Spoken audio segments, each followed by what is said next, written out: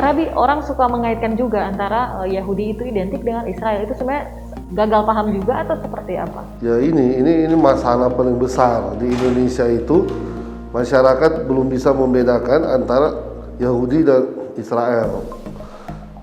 Kalau bicara Yahudi, ya kita tahu Israel lahir tahun 48. Yahudi di Nusantara sudah ada dari 200-300 tahun lalu, bahkan 400 tahun lalu. Yang belum pernah ada hubungannya ke Israel sana. Jadi apa hubungannya gitu loh. Sementara Israel itu negara entitas isinya ada Yahudi, Kristen, Muslim. Bukan cuma itu negara, bukan cuma. Jadi ini perbandingan antara suatu agama dengan negara gitu. Jadi tidak relevan, bukan apple to apple gitu.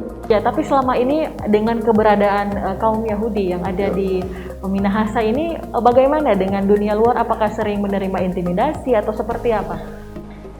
Hubungan kami sangat baik dengan penduduk lokal di sini di Tondano, apalagi masyarakat Sulut dan Indonesia pada umumnya sebenarnya. Kenapa? Karena agama Yahudi itu bukan agama misioneri atau agama dakwah.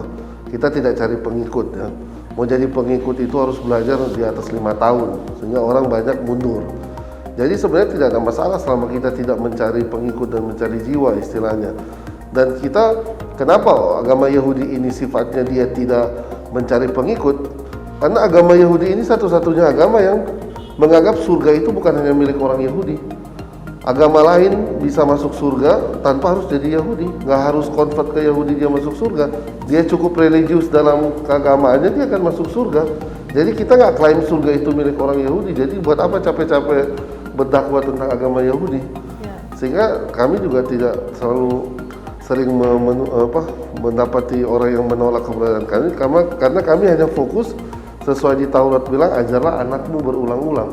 Jadi kita fokus ke anak cucu kita, nggak ngurusi anak tetangga atau anak kenalan gitu loh.